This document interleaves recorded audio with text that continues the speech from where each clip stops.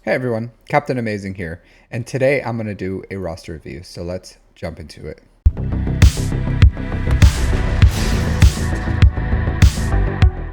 Our review today is with an epic Ginger with the Dragon Fist. They're at 4.8 million GP, 2.9 in characters, 1.9 in ships, 5,900 galactic war battles, so a year and a few months. Alright, so they do buy LightSpeed bundles, so I do see Night Sisters here. I see the gas bundle. I see Rebels, Resistance, BAM, First Order. Yep, so pretty much all the LightSpeed bundles that I can think of, except for Ewoks. No Ewoks, no Geos. Yeah. I'm sure there's no Star Killer. All right, so let's see. Yep, negotiator there. So you're working on finalizer. So you should hopefully, let's look at your first order. You should be getting SLKR here very shortly. Yep. So you're probably ticket farming right now for SLKR. That's an excellent GL. He's going to serve you well. He was my first GL as well. Once upon a time ago, and I'll say the second I unlocked him, it kind of opened up a whole new game. So once you have SLKR, you're gonna see a level of being able to play content that was previously untouchable. So I cheese all my Galactic Conquest with SLKR. So he's an amazing GL. So he kind of lost or fell off a little because of raids, but I wouldn't worry too much about it. He's going to serve you very well in Grand Arena, Conquest, pretty much everything, Proving Grounds. So if you do, I do see that you have Jedi Knight Revan, Darth Revan. So if you get Malik over, you have Malik at all? Let's look at your Sith Empire. So if you take the time to, okay, so when you 7-star Malik and then get him up to Relic 3, and then if you also have Thrawn. Alright, so if you get Thrawn to Relic 3, Malik to Relic 3, then you're going to be able to beat all the Proving Grounds with SLKR. So that's going to be huge for your account because you're going to be able to push through, and it'll take some time, but sooner or later, there's going to be one day where you just unlock all the Conquest characters pretty much at once. And things like, what do you call it? Malik, Cat, Maul, they're excellent. Once you get all the conquest character or all the conquest ships, like all those things do add a lot of depth and of team availabilities. Even things like, Trench is pretty good. Dadbot Boba, I would probably keep him off the bench unless you have to for like platoons or you're really big into territory war. Then it's a better Lord Vader counter than Fennec lead, but not a must-have right away. There are a few things that could help you. So if you look here for Sith, so you have a pretty good amount of Sith. So if you gear 12 Nihilist and get them to 7 stars, Relic 3 Basilisk Shan Fallen, and then Relic 3 on Malik, you're going to be able to 3-star the Sith and First Order Assault Battle. So I wouldn't, and it'll save you because you may be like, oh, I could just do that with SLKR, but it takes anywhere from like 40 minutes to an hour to auto it. So I would say it's much better to just do it one time with Sith, 3-star it, and then move on with your life. A few things I would look at for some immediate power if you're just looking for some ways to punch up in Grand Arena. So I would put the Omicron on Savage, Relic 5 him. Same thing as Wampa, Relic 5 him as side projects. That would be really good. Like Treya is fine. I would give her Omicron, maybe even before Savage. Like her Omicron is really, really strong, and it works with like all the Sith. So I wouldn't And Savage is good too, but out of who I would value first, I think I would put it on Treya first, to be completely honest with you, and then Savage second. I don't know why you have Mara Jade as a TW Omicron. I think it's a little early. And your first few Omicrons, in my opinion, should definitely be Grand Arena. So things like Qui-Gon, if you have Anakin, Savage, Padme, and Wampa, I would say, are good early game ones. Since you have Resistance, you can go Zori if you want to. Since you have Night Sisters, you can go with Marin if you get her up. So there's a lot of possibilities here that you can do.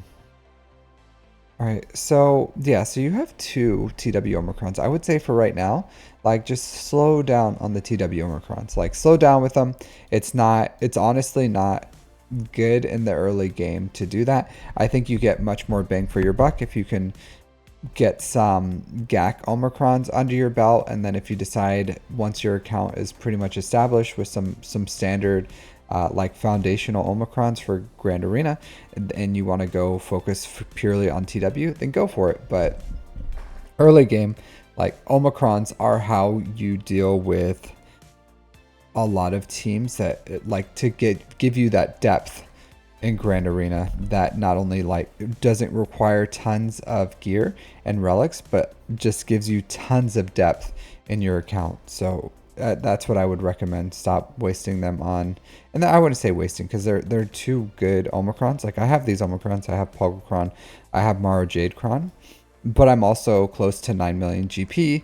I'm in a guild that does very well in TW, not really TW focused, but we do put a lot of emphasis on TW. So overall, like I would say just slow down with the TW Omicrons and try to selectively, and don't put them on PvE stuff. I would say GAC in the beginning. All right, so let's look at farming pathways. So obviously the next thing that you're going to have to get is Executor. Like I think that's very, very obvious.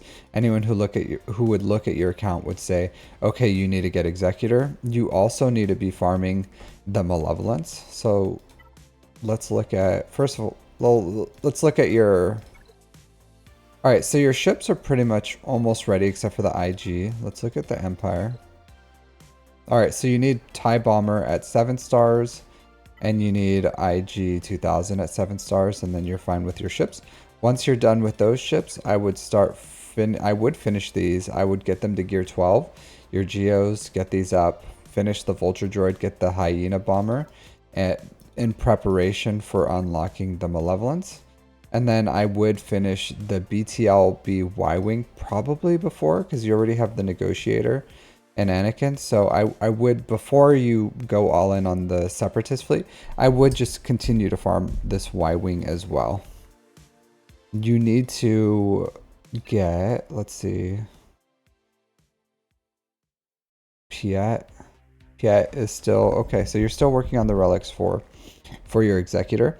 I would just say make sure you have enough material, credits, Zetas, Omegas, that you can take SLKR straight to Relic 7, and you're not just going to not be able to fully invest in them. So your goal should be, once you unlock SLKR, to put as much into him as possible, to give him his 6 Zetas, Relic 7 right away. So if you don't have that, start saving that right now. You can go on swgoh.gg and look at a full gear list or a gear list for SLKR, and that'll tell you what gear he needs so you can save it.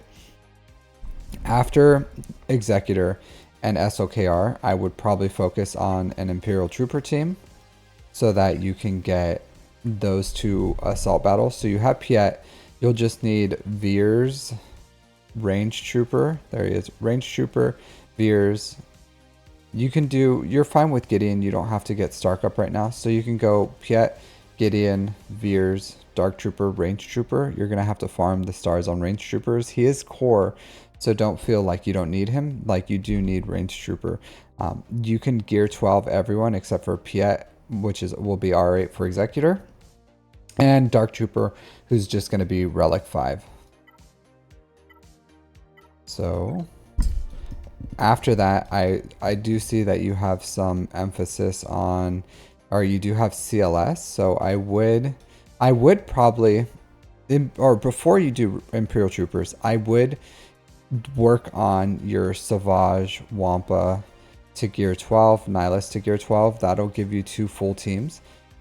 Pretty much almost 3 teams if you have another Sith with Traya, because Traya is pretty much, Traya Nihilus is the core of the team. Savage is the flex in there, and then Wampa. So I would get them up there. First, I would invest in Malik the second that Malik is available, and then getting Malik and Thrawn to Relic 3. After those things are done, I would then go into Imperial Troopers, into CLS Rebels, and from there, I would, if you're close... Alright, so you didn't buy the Resistance Bundles, so you're not going to have access to Rey. So after that, I would start, once you finish CLS Rebels, I would start the Jabba, the Jedi Knight Luke into Jabba farm, and that'll feed well with CLS Rebels, and that'll give you tons of different income. That'll give you assault battles. That'll give you Smuggler's Run 2. Jabba is an excellent GL. There's so many different reasons why you should go for Jabba as your second GL, but he is an absolute great GL to go for, and that's the pathway I would recommend for you. I don't want to spend too much time on your mods. It's a little strange that your fastest character... Yeah, so you do need to start putting some more emphasis on your mods. These are not good. As if these are your 2 fastest characters, I will link my plus 25 speed mod guides in my description. You should watch my mod guides and start building your stuff. I do see that you have gas here. You can build gas if you want to. I would say that he's not a priority. Like, his team is pretty expensive. He requires 4 Zetas, but you have them because you bought the gas bundle. So if you want to, go ahead and invest in them. It's not, I wouldn't necessarily recommend it, but I'm not against it. You bought the bundle, you want to capitalize in it. I would say fit gas in before CLS, and then get his 501st team up and running, and then you can move on to CLS and other things. So if you want to do that, by all means do it. Not a priority to me, but if you want to fully capitalize on them, since you have them, go ahead and do that. I would get Malik his stars before I did gas though. So I would prioritize Malik, get him to R3, and then I would do gas personally. So that's my recommendations. Thanks for watching. If you have any questions, hit me up on my Discord, and then I'll see you all next time. Don't forget to like and subscribe on your way out. Take care.